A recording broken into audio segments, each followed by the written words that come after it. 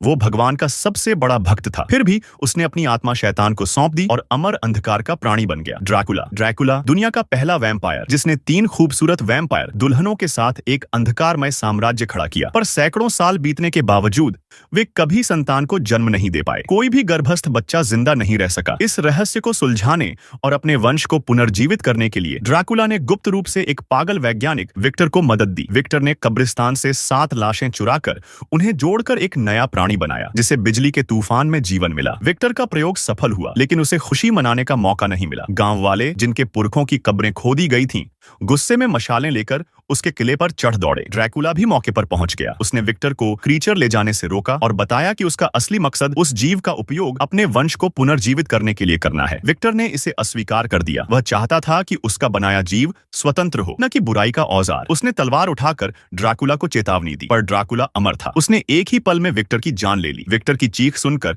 वह क्रीचर अपनी बेड़ियां तोड़कर उठा, ड्रैकुला को भारी वस्तु से मारकर आग में फेंक दिया और विक्टर की लाश को उठाकर भागने लगा। लेकिन गांव वाले पहले ही उसे कब्रगृह में घेर चुके थे। जलती मशालों से कब्रगृह आग की लपटों में घिर गया। क्रीचर ने दर्द में चिल्लाते हुए अपने पिता की लाश को पकड़े रखा, मगर कोई रास्ता नहीं बचा। ड्रैकुला को पता था कि यही क्रीचर उसकी आखिरी उम्मीद है। उसने अपनी आग बुझाई, असली रूप में आकर अपनी ब्राइड्स के साथ उड़ान भरी ताकि क्रीचर को बचाया जा सके, मगर देर हो चुकी थी। आग ने सब कुछ भस्म कर दिया। ड्रैकुला की ब्राइड्स दुख में उसके पीछे आकर रो पड़ी। उन्हें नहीं पता था कि वह क्रीचर मरा नहीं था। वह कब्रगृह के नीचे एक अंधेरी गुफा में छिपा हुआ था। उस युग में कई ऐसे विचित्र जीव पैदा हो चुके थे। उनमें सबसे खतरनाक था हाइड, जिसके अंदर 2 रूप थे। रात होते ही उसका शैतानी रूप बाहर आ जाता और शहर में लूट, हत्या और आगजनी मचाता। होली नाइट्स ने इस राक्षस को खत्म करने की जिम्मेदारी मशहूर मॉन्स्टर हंटर वैन हेल्सिंग को सौंपी। वैन हेल्सिंग ने उसका सामना किया, लेकिन हाइड ने खुद फैल कर दी। उसने वैन हेल्सिंग पर हमला किया, जिसे जवाब में गोलीबारी करनी पड़ी। वैन हेल्सिंग ने अपने खास तीर से हाइड के पेट में घाव किया। गुस्से में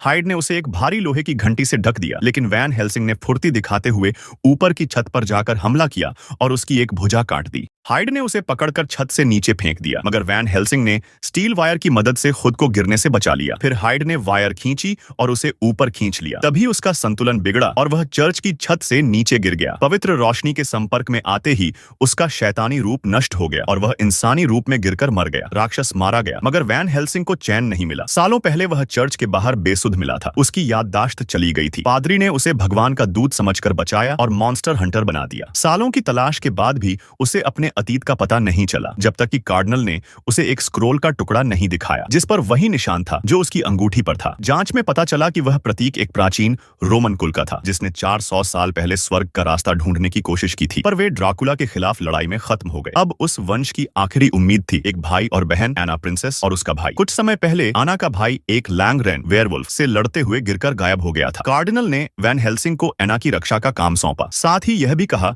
कि शायद इसी मिशन के दौरान उसे अपने अतीत का रहस्य भी मिल जाए। वैन हेल्सिंग ने पवित्र जल, लहसुन और हथियारों के साथ यात्रा शुरू की और उस छोटे कस्बे में पहुंचा जहां लोग अजनबियों से नफरत करते थे। अना ने भी उसे चेतावनी दी कि बाहरी लोगों का वहां स्वागत नहीं है और उससे हथियार छोड़ने को कहा, लेकिन वैन हेल्सिंग ने तुरंत अपनी क्रॉसबो निकाल ली और हवा में तीर चला दिए। एक वैम्पायर ब्राइड को चोट लगी और उसने उड़ान भर ली। मौका देखकर वह एना को पकड़कर उड़ गई, पर वैन हेल्सिंग ने झपट्टा मारकर उसे बचा लिया। ब्राइड्स ने 2 दिशाओं से हमला किया। वैन हेल्सिंग ने तेजी से गोलियां और तीर चलाए, जबकि एना उसकी मदद से बच निकलने की कोशिश करती रही। एक ब्राइड ने गुस्से में एक ग्रामीण को उठा लिया और उसे फेंक दिया। इसी बीच सूरज की किरणें बादलों को चीरती हुई आईं, जैसे उजाले ने अंधेरे को हटाना शुरू कर दिया हो। पर वैन हेल्सिंग को अंदाजा था कि यह सिर्फ शुरुआत है। वह और एना एक पुराने कुएं के पास खड़े थे। दोनों सतर्क थे। तभी मौसम बदला, सूरज फिर छिप गया और कुएं से एक वैम्पायर ब्राइड बिजली की तरह आसमान की ओर निकल पड़ी। एक वैम्पायर ब्राइड उड़ती हुई एना प्रिंसेस को उठाकर ले गई। वैन हेल्सिंग को डर था कि कहीं एना को चोट न लग जाए, इसलिए गोली नहीं चला रहा था। एना ने चुपचाप चाकू निकाला और प्राणी के टखने पर वार किया, लेकिन ब्राइड्स ने तुरंत घेराबंदी कर ली और एना को नहीं बचने दिया। वैन हेल्सिंग ने तुरंत अपनी क्रॉसबो को हाई पावर पर लगाया और एक सटीक तीर से प्राणी के पैर को भेद दिया, जिससे एना नीचे गिरते गिरते बच गई। उसे लगा कि ब्राइड खत्म हो गई है, लेकिन तभी प्राणी ने ऊर्जा का झटका मारकर उसकी क्रॉसबो नीचे गिरा दी और पलक झपकते ही फिर से इंसानी रूप में लौट आई। वैन हेल्सिंग का छोटा साथी चिल्लाया, होली वाटर चलाओ। वैन हेल्सिंग ने बोतल पकड़ने की कोशिश की, लेकिन दूसरी ब्राइड ने वह होली वाटर की बोतल छीनकर कुएं में फेंक दी। हालत गंभीर हो गई। तभी उन्होंने देखा कि चर्च के सामने एक और होली वाटर रखी है। ब्राइड्स ने हमला तेज कर दिया। एक ने वैन हेल्सिंग को पूरी ताकत से फेंका और वो सीधे होली वाटर के पास जा गिरा। ब्राइड को तब एहसास हुआ कि उसने वैन हेल्सिंग को गलत जगह फेंका है, लेकिन देर हो चुकी थी। वैन हेल्सिंग ने उस होली वाटर का इस्तेमाल किया और एक ब्राइड जलकर मर गई। उसका शरीर दीवार से टकराकर राख बन गया। बाकी दो ब्राइड्स भाग निकली। गांव वालों को इससे राहत नहीं मिली। उल्टा उन्होंने वैन हेल्सिंग को घेर लिया और कहा कि अब ड्रैकुला बदला लेगा। वैम्पायर सिर्फ जरूरत के लिए मारते थे, अब वो सबका खून पिएंगे। गांव वाले लाठियां लेकर हमला करने को थे कि एना ने जोर से चिल्लाकर वैन हेल्सिंग का नाम बताया। यह नाम सुनते ही वे डर गए और पीछे हट गए। इसी बीच ड्रैकुला को पता चला कि उसकी एक ब्राइड मारी गई है। गुस्से में उसने एक घायल वेयरवुल्फ को गांव में भेजा ताकि वह वैन हेल्सिंग की ताकत का अंदाजा लगा सके। रात को सोती हुई एना को कुछ अजीब लगा। वो लालटेन लेकर बाहर निकली और अचानक एक वेयरवुल्फ ने उस पर हमला कर दिया, लेकिन तभी उसे सामने उसका भाई दिखा। दरअसल कुछ दिन पहले उसे बचाते हुए उसका भाई घायल हुआ था और अब अगली फुल मून के बाद वह पूरी तरह एक वैम्पायर स्लेव बन जाएगा। वो कुछ बताना चाहता था, मुझे सब पता है, लेकिन मेरे पास वक्त नहीं। मगर तब तक उसका शरीर दर्द से कांपने लगा और वो दीवार पर चढ़कर रूप बदलने लगा। वैन हेल्सिंग उस जगह तक पहुंच चुका था। आना ने उसे रोका। वो नहीं चाहती थी कि उसका भाई मारा जाए। उसे यकीन था कि ड्रैकुला के पास कोई इलाज जरूर होगा। एना की गुहार पर वैन हेल्सिंग ने मदद करने का फैसला किया। दोनों ड्रैकुला के ठिकाने की तलाश में निकल पड़े और पहुंचे फ्रैंकेनस्टाइन कासल। वहां उन्हें सैकड़ों मरे हुए वैम्पायर एम्ब्रियोस मिले, जिन पर यंत्र लगे थे। ड्रैकुला उन्हें दोबारा जिंदा करने की तैयारी कर रहा था। जैसे ही वो घायल वेयरवुल्फ कासल में लौटा, ड्रैकुला ने उसे मशीन पर बांध दिया। बिजली की ताकत से उसकी जीवन ऊर्जा एम्ब्रियोस में ट्रांसफर की गई। कुछ ही पलों में सभी एम्ब्रियोस टूटकर बाहर निकल आए, जिंदा, भूखे और हिंसक। ड्रैकुला ने अपनी दो ब्राइड्स को आदेश दिया कि वे इन नवजात वैम्पायर्स को लेकर नीचे गांव जाएं और उन्हें शिकार सिखाएं। वैन हेल्सिंग, जो कासल में छिपा था, यह देख दंग रह गया। हजारों वैम्पायर उड़ते हुए गांव की ओर निकल पड़े। वह शॉटगन उठाकर रोकने की कोशिश करता है, मगर अकेले इतना बड़ा झुंड नहीं रोक सकता। कुछ ही देर में पूरा शहर तबाही में डूब गया। ब्राइड्स ने एक आदमी को पकड़ा, हवा में उठाया और बच्चों को खाने के लिए फेंक दिया। वैन हेल्सिंग जानता था ड्रैकुला को खत्म करना ही एकमात्र रास्ता है। उसने ड्रैकुला के सीने में चांदी की कील घोंप दी, लेकिन ड्रैकुला ने आराम से निकाल दी और वैन हेल्सिंग को गैब्रियल कहकर बुलाया। ड्रैकुला जानता था कि वैन हेल्सिंग को अपना अतीत याद नहीं। उसने उसके सपनों में आने वाले दृश्यों की बातें की, पर तभी ऊपर से चीख सुनाई दी। आना ने अपने भाई की बेड़ियां खोल दी थीं। चांदनी में उसका भाई फिर से रूप बदलने लगा और वह अपने आप पर काबू खो बैठा। वैन हेल्सिंग ने क्रॉस निकाला ताकि ड्रैकुला को रोका जा सके, लेकिन इसका कोई असर नहीं हुआ। ड्रैकुला गुस्से में हमला करने ही वाला था कि तभी कास्टल में मौजूद वैम्पायर बच्चे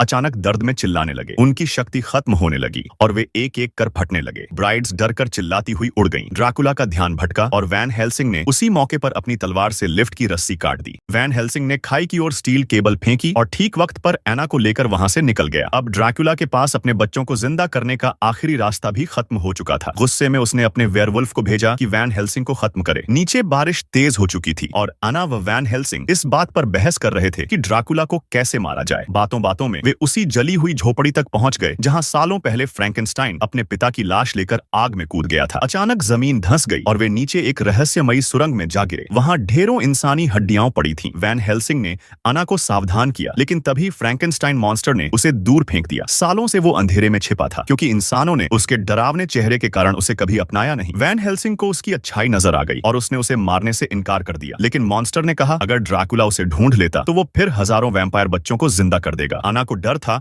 कि इंसानियत खतरे में पड़ जाएगी, इसलिए वो उसे मारने वाली थी, लेकिन वैन हेल्सिंग ने उसे रोक लिया। मैंने कभी किसी बेगुनाह को नहीं मारा। ये मॉन्स्टर भले बदसूरत है पर दिल से अच्छा है। तभी अचानक एक कोने से आवाज आई। ड्रैकुला का वेयरवुल्फ वहां पहुंच चुका था और मॉन्स्टर को पकड़ने ही वाला था। वैन हेल्सिंग ने तुरंत फैसला किया कि फ्रैंकेनस्टाइन मॉन्स्टर को वेटिकन चर्च ले जाना होगा। वो लोग बर्फीले पहाड़ पार करते हुए निकल पड़े, लेकिन वैम्पायर ब्राइड्स ने पीछा कर लिया। वैन हेल्सिंग को गिराने की कोशिश की गई, लेकिन उसने मॉन्स्टर की मदद से खुद को बचा लिया। ब्राइड्स ने हमला तेज किया, लेकिन वैन हेल्सिंग के घोड़े ने उछाल मारते हुए उसे सही सलामत उतार दिया। वैम्पायर ब्राइड को लगा कि मॉन्स्टर कार में है। उसने खिड़की तोड़ी, पर अंदर कोई नहीं था। असल में वैन हेल्सिंग ने चाल चली थी। एना ने मॉन्स्टर को दूसरी ओर से सुरक्षित ले जाया था। था और कार में पवित्र जल में डूबी सिल्वर स्टेक्स थीं। जैसे ही कार नीचे गिरी, सिल्वर स्टेक्स चारों तरफ फैल गए और वैम्पायर ब्राइड को भस्म कर डाला। वैन हेल्सिंग फिर एना से मिला, लेकिन तभी वेयरवुल्फ ने हमला किया। कार में आग लग गई, लेकिन मॉन्स्टर ने वक्त रहते वैन हेल्सिंग को बचा लिया। सोचा सब खत्म हो गया, पर वेयरवुल्फ आग से भी नहीं रुका। उसका लक्ष्य मॉन्स्टर था। वैन हेल्सिंग ने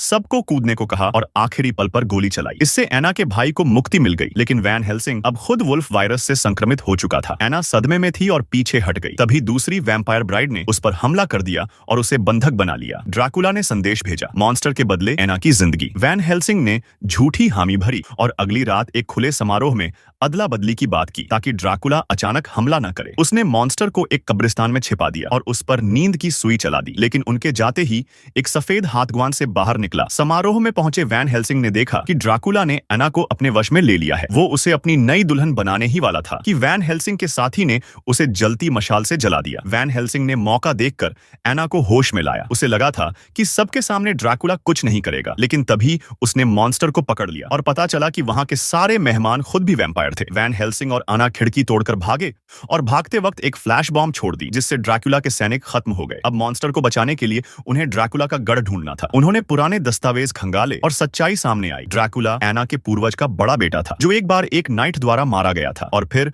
उसने अपनी आत्मा शैतान को बेच दी थी। एना का पूरा वंश ड्रैकुला को मारने की कसम खा चुका था, वरना उनकी आत्मा कभी स्वर्ग नहीं जा सकेगी। अब केवल एना ही बाकी थी। पुराने नक्शे और स्क्रोल्स के सुरागों से उन्हें एक गुप्त दरवाजा मिला। वैन हेल्सिंग को याद आया कि उसके पास जो स्क्रोल था वो इसी दरवाजे को खोल सकता है। दरवाजा खुला और उनके सामने ड्रैकुला का किला खड़ा था। जैसे ही उन्होंने कदम बढ़ाया, उनके सामने वही डरावना किला आ गया, ड्रैकुला का किला। यह एक ऐसा स्थान था जहां से कोई कभी वापस नहीं लौटा था। किले के गेट को देखकर वैन हेल्सिंग का छोटा साथी डर गया, लेकिन वैन हेल्सिंग ने भेड़िया विष शक्ति इस्तेमाल कर उन्हें ऊंचाई पर ले जाकर किले में पहुंचा दिया। लेकिन पूर्णिमा नजदीक थी और वैन हेल्सिंग को डर था कि कहीं उसकी भेड़िया शक्ति उस पर हावी न हो जाए और वो खुद ड्रैकुला का गुलाम न बन जाए। फ्रैंकेनस्टाइन ने जब वैन हेल्सिंग को खुद के लिए जान जोखिम में डालते देखा तो भावुक होकर बोला, पहले जाकर वो दवा ढूंढो जो ड्रैकुला ने खुद बनाई है, भेड़िया विष को खत्म करने के लिए। वैन हेल्सिंग चौंका। ड्रैकुला क्यों चाहेगा कि उसके वफादार भेड़िए इंसान बन जाएं? फ्रैंकेनस्टाइन ने बताया, क्योंकि यही दवा ड्रैकुला की शैतानी अमृता की प्रार्थना को तोड़ सकती है और उसे इंसान बनाकर मार सकती है। वैन हेल्सिंग ने एना और सहायक को दवा ढूंढने भेजा और खुद फ्रैंकेनस्टाइन को बचाने चला गया। मगर तब तक ड्रैकुला ने फ्रैंकेनस्टाइन को बिजली से जिंदा करने की प्रक्रिया शुरू कर दी थी। बस एक बिजली और गिरती, लाखों पिशाच पैदा हो जाते। ड्रैकुला ने अपने डायबोलिकल रूप में बदलकर वैन हेल्सिंग पर हमला कर दिया। 12 बजे रात वैन हेल्सिंग ने भेड़िया रूप में बदलकर ड्रैकुला पर हमला किया। ड्रैकुला भी चमगादड़ बनकर भिड़ गया। उनके बीच भीषण युद्ध हुआ। ड्रैकुला ने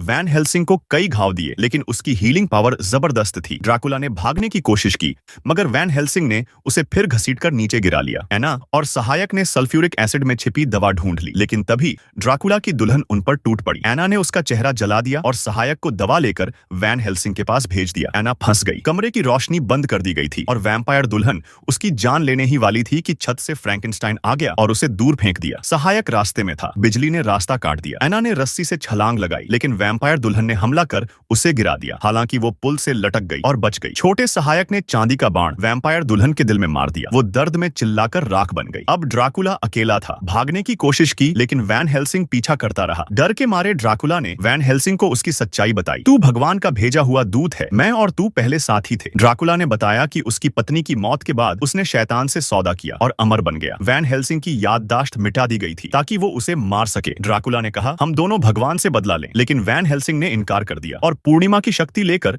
उसे हमेशा के लिए मार डाला। ड्रैकुला मर गया। सभी पिशाच शिशु खुद ब खुद मरने लगे। एना दौड़ी और वैन हेल्सिंग को दवा देना चाहा, लेकिन उसने उसे दूर कर दिया। छोटे सहायक ने पाया कि एना मरने से पहले ही दवा इंजेक्ट कर चुकी थी। वैन हेल्सिंग फिर इंसान बन गया, लेकिन एना को अपनी बाहों में मरा हुआ देख वो चीख उठा। सूरज की रोशनी में वो भगवान से दुआ करता